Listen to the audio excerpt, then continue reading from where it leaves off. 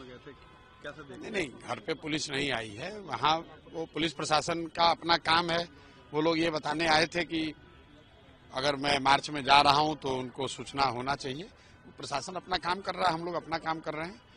मुख्य बात यह है कि बिहार में पिछले कुछ समय से 1-2 सालों में लोकतंत्र को लाठी तंत्र में धीरे धीरे बदल दिया गया है। समाज का कोई भी वर्ग, चाहे वो आंगनवाड़ी सेविका हो, रसोईया हो, सरपंच हो, मुखिया हो, शिक्षक हो, जो भी वर्ग यहाँ पटना में सरकार से अपनी बात को रखने आता है, तो एक तरीका बन गया है कि उसको लाठी से मारो, धरना प्रदर्शन जो भी करने आ रहा है। मुझे लग रहा है कि ये लोकतंत्र के लिए ठीक नहीं है।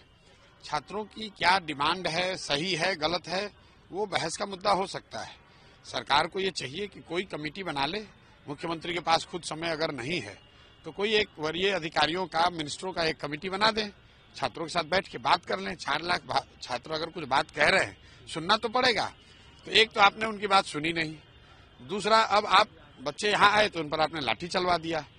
उसके विरोध में हम लोग गए थे और उसके विरोध में खड़े हैं। सिर्फ बात छात्रों की नहीं है, समाज का कोई भी वर्ग अगर आकर लोकतांत्रिक तरीके से अपनी बात कह रहा है तो आप उसको लाठी से क्यों मार रहे हैं? आप बात उसकी सुनना चाहते हैं, सुनिए। उसकी बात वो का खंडन करना चाहते हैं, खंडन कीजिए। लाठी से मारने से तो लोकतंत्र नहीं चल सकता है। मार्च निकालने की आपने बात की थी, आज जाएंगे आप? नहीं, मार्च निकालने की हमने बात नहीं कही है। हमने बात ये कही है कि छात्र मार्च अगर निकालेंगे तो उनके साथ मैं खड़ा रहूंगा, उनमें सबसे आगे चलूंगा।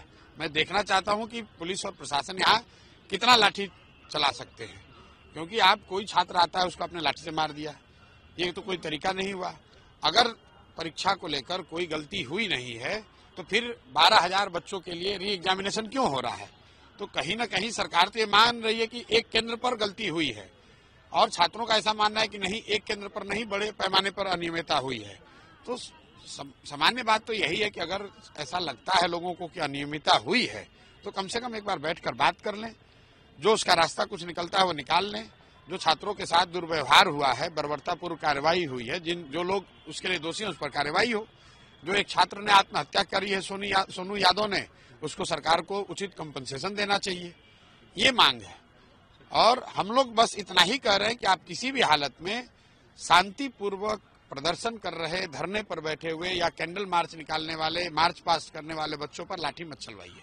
और अगर आप लाठी चलवाएंगे तो जब छात्र निकलेंगे तो हम लोग भी जनसुराज से, प्रशांत किशोर या जनसुराज के हमारे साथी भी उनके साथ खड़े होंगे। इतनी सी बात है। स्टूडेंट्स का कहना है कि इस प्रोटेस्ट में अब हमें कोई एजुकेटर और पॉलिटिकल पार्टी के लोगों की जरूरत नहीं है। कैसे देखते, क्या इसे पॉलिटिकली थोड़ा सा नहीं भाई, किया जा रहा है?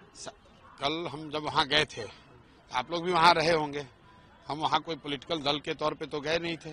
हमने छात्रों को भी कहा है कि आप लोग सरकार को अल्टीमेटम दे दीजिए, 3 दिन का समय दे दीजिए। और आज भी जब मेरे से छात्र मिलने आए हैं तो हम लोग यही कह रहे हैं कि आप लोग एक कमेटी बनाकर सरकार से मिलिए। लेकिन छात्रों का ये कहना है कि पिछले 15-20 दिनों से वो लोग 10 दिनों से सरकार से मिलने का वो हर संभव प्रयास उन्होंने करके देख लिया। फिर भी मैंने छात्रों को आज यही कहा है कि एक बार फिर से सरकार के मुखिया, मुख्यमंत्री को वो पत्र लिखकर, आवेदन देकर टाइम मांगे, उनसे जाकर मिलें। और मेरा विश्वास है और आपके माध्यम से सरकार से अनुरोध भी है कि छात्रों से बातचीत करके इस मामले का निपटारा होना चाहिए। निपटारा हो नहीं हो वो एक बात है, लेकिन किसी भी हालत में छात्रों पर बल प्रयोग नहीं होना चाहिए। बिल्कुल उसके हम लोग विरोध में हैं।